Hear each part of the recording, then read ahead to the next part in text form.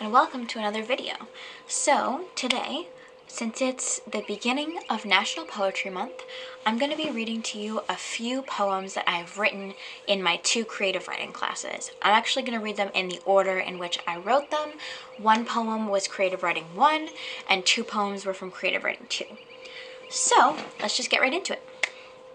The first poem I wrote was Deserted Bones, and this is in the villanelle form. If you're not familiar with forms in poetry, a villanelle is basically a ABA rhyme scheme throughout the entire poem. And the last lines of each stanza repeat over and over again. So it's kind of interesting trying to make it flow and work with repeating lines. But yeah, I will get right into it. So this one's called Deserted Bones. When time has taken flight, bleached bones and cracked earth blend, our narrative we cannot rewrite. Cadaverous vultures alight on fractures we cannot mend. When time has taken flight, the earth will dawdle, swaying us to its delight. Down mountains and over plains we wend, our narrative we cannot rewrite. The bitter sting of hail takes a bite of hope on which we all depend when time has taken flight.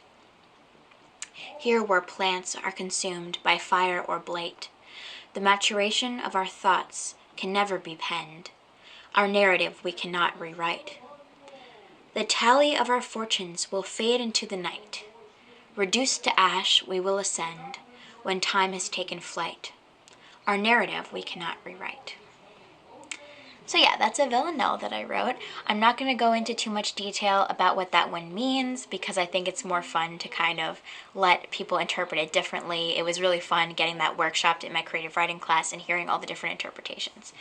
So that's the first one.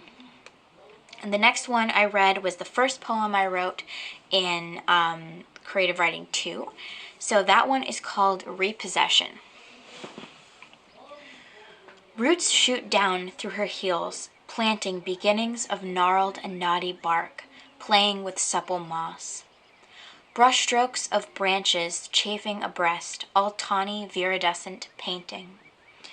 A tendril prying inside an ear, caught off guard, the innocent praying, prays for a moment of pause. Emerging from a gaping jaw, crackling and squirming with the aches of constant expansion, plants prance for preeminence. We have taken this piece to reclaim our peace. Her eyes still begged please, but the trees heard no pleas.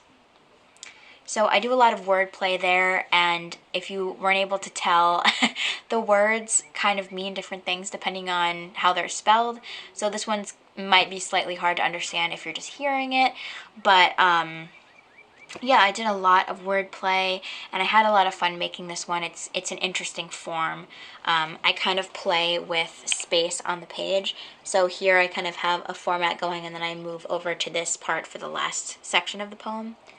So I definitely like playing with space on a page when it comes to poetry.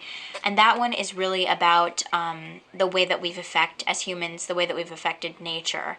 And this is just an example of nature taking back a piece of humanity and kind of, it's supposed to be kind of creepy and beautiful at the same time. So it was really fun to write, and I liked playing with the theme of nature taking over humans because we've done so much taking over of nature. And anyway, the third poem that I'm going to read for you is the last poem that I wrote in Creative Writing 2. It's called Culture, and I will explain what it's about if you're not able to get it. I'll explain what it's about after. Each day I rise with the lift and fall, gurgle and pressure inside a glass jar.